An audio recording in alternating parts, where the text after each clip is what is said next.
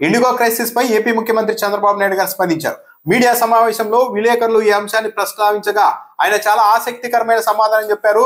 కేంద్ర మంత్రి రామ్మోహన్ నాయుడు, టీడీపీకి చెందిన రామ్మోహన్ నాయుడు రాజీనామా చేయాలన్న డిమాండ్ బలంగా వస్తూ ఉన్న నేపథ్యంలో చంద్రబాబు నాయుడు కొన్ని ఆసక్తికరమైన వ్యాఖ్యలు చేశారు.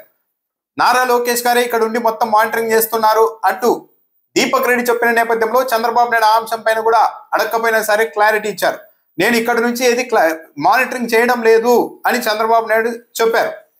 దీనివల్ల అనుకోని విధంగా ఈ ఇబ్బంది ఏర్పడింది అంటూ ఆయన వ్యాఖ్యానిస్తూ ఇండిగో వాళ్ళు సరైన సమయంలో సరైన స్థాయిలో సిబ్బందిని నియమించుకోలేకపోయారు, దీనివల్ల ఇబ్బంది వచ్చింది అని మాట్లాడుతూ వాళ్ళు సారీ చెప్పారు, డబ్బులు కూడా వెనక్కి ఇచ్చారు, కానీ ప్రయాణికులకు విపరీతమైన అసౌకర్యం ఏర్పడింది, మరోసారి ఈ నిబంధనల అమలుకు గడువు పొడిగించారు అని చెబుతూ నా హెలికాప్టర్ కూడా ఉంటుంది, ఇన్ని గంటలు మాత్రమే నడపాలని ఉంటుంది, ఆ గంటలు దాటిపోయిన తర్వాత నా హెలికాప్టర్ని కూడా పైలట్ నడపరు, ఇలాంటి నిబంధనలు అక్కడ కూడా అమలు చేస్తూ ఉన్నారని చెప్తూ ఈ మొత్తం వ్యవహారం కేంద్ర ప్రభుత్వం చూసుకుంటుంది, నేను ఇక్కడ నుండి సూపర్వైజ్ చేయడం లేదు, కేంద్ర ప్రభుత్వ పరిధిలోని అంశం అది, ఊహించని విధంగా ఇబ్బంది వచ్చేసింది అని అంటూ ఉండగానే విలేకరులు రామ్మోహన్ నాయుడు మీ పార్టీ ఎంపీ కదా అని ప్రశ్నించేసరికి అయి ఉండవచ్చు, కానీ ఆయన కేంద్ర మంత్రిగా పార్లమెంటుకు జవాబుదారి ఉండాలి, ప్రధాని మోడీ గారికి జవాబుదారిగా ఉంటారు, ఇక్కడ నేను ఉండి ఏదో రోజు మానిటరింగ్ చేసే పరిస్థితి ఉండదు అని చంద్రబాబు నాయుడు గారు చెప్పారు. ఇంకో ఎగ్జాంపుల్ చెప్పారు.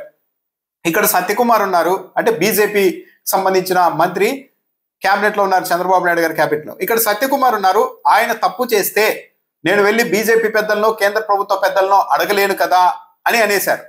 మళ్ళా వెంటనే సవరించుకొని తప్పని కాదు, టెక్నికల్ గా ఫెయిల్ అయినప్పుడు సత్యకుమార్ ఇలా ఫెయిల్ అయ్యారని చెప్పి నేను కేంద్ర ప్రభుత్వాన్ని బీజేపీ వాళ్ళను అడగలేను కదా అని చెప్పారు. అంటే ఇండైరెక్ట్ గా రామ్మోహన్ నాయుడు టెక్నికల్ గా ఫెయిల్ అయ్యారు, కానీ నాది బాధ్యత కాదు, ఆయన కేంద్ర మంత్రి కాబట్టి ప్రధాని నరేంద్ర మోడీ ఆధ్వర్యంలో పనిచేస్తుంటారు కాబట్టి దానికంతా వాళ్ళే చూసుకోవాలి, కానీ నన్ను నిందించడానికో నన్ను అడగడానికో వీల్లేదు, ఇది మాకు సంబంధించిన అంశం కానే కాదు అని చంద్రబాబు నాయుడు గారు తేల్చేశారు.